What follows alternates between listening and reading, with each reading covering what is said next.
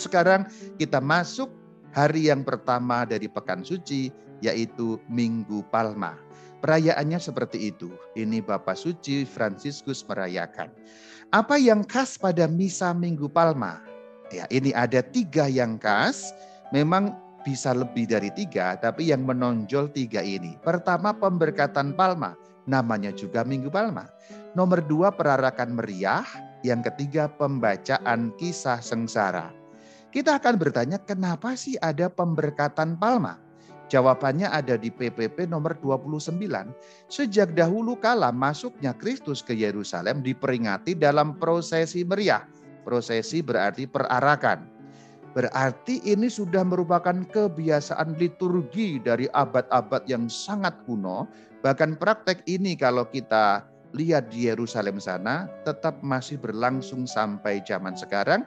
Bagaimana orang Kristen di Yerusalem merayakan masuknya Yesus Kristus dengan meriah, dengan perarakan yang panjang sekali. Sekaligus PPP 29 ini menjawab pertanyaan mengapa ada perarakan. Prosesi artinya perarakan ya, procession ya. Itulah jawaban kenapa ada perarakan, kenapa ada pemberkatan Palma. Selanjutnya kalimat masih PPP 29. Kaum beriman membawa ranting palma atau ranting lain. Ranting-ranting itu diberkati untuk dibawa dalam perarakan. Itu satu paket ya.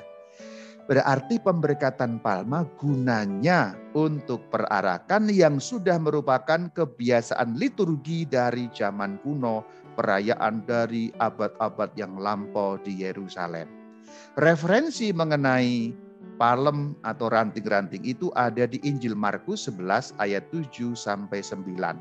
Namun catatan sedikit, tidak harus palma sebenarnya karena PPP 29 memberi keterangan ranting palma atau yang lain. Jadi boleh. Seandainya di suatu negara tidak ada palma, ya mungkin saja tidak ada palma atau sulit sekali mencari palma, ranting apapun yang kira-kira cocok silahkan saja. Jadi apa saja sebenarnya boleh, hanya memang kebiasaannya adalah palma. Kalau kita lihat teks Injilnya juga tidak spesifik menyebut palma. Tetapi kenapa palma? Karena kemudian adat liturgis sejak awal memang memilih palma sebagai suatu perlambangan. Meskipun teks liturginya, teks Alkitabiahnya tidak menyebut secara persis. Yuk kita baca Markus 11 ayat 7. Mereka membawa keledai muda dan seterusnya, Yesus naik keledai itu. Kemudian dikatakan ayat 8, banyak orang yang menghamparkan pakaiannya di jalan, ada pula yang menyebarkan ranting-ranting hijau. Jadi hanya ranting, berarti dedaunan apa saja yang mereka temui di sana. Lalu ada kata Hosana terpujilah pada ayat 9. Itulah referensinya Injil Markus pada bab yang ke-11. Ini gambarnya seperti itu pada zaman kuno seperti itu.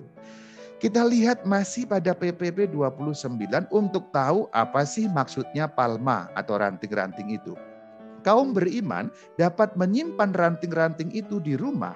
Mereka diingatkan akan kemenangan Sang Kristus yang mereka rayakan dalam perarakan palma. Jadi daun palma atau ranting apa saja yang dipakai dan diberkati mengingatkan Yesus yang menang, kemenangan Sang Kristus.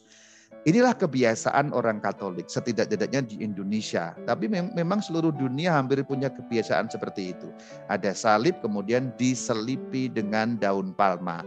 Ini mengingatkan Yesus yang menang. Tetapi kenapa ada pembacaan kisah sengsara? Minggu Palma katanya Yesus menang. Kemenangan Kristus. Kok ada kisah sengsara? Kisah sengsara berarti kan bukan menang dong ya. Bagaimana menjelaskannya? Memang kalau Minggu Palma ini kita sedikit-sedikit bingung juga ya. Pada awal sebelum kita masuk pada liturgi sabda itu perarakan. Kristus jaya, Kristus mulia, Kristus, Kristus Tuhan kita. Kristus jaya, Kristus menang. Tapi setelah itu kok pembacaan kisah sengsara? Bingung ya, katanya menang kok sengsara. Apa jawabannya? Ternyata Gereja Katolik sudah menyediakan jawabannya dalam PPP 28.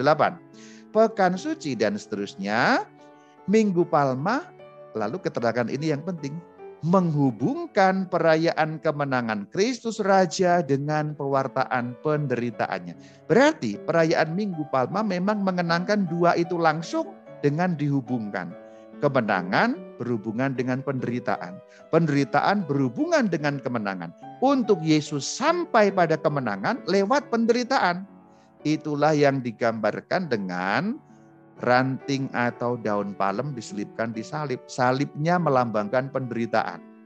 Tapi palem-palemnya itu melambangkan kemenangan. Salib penderitaan, palem kemenangan.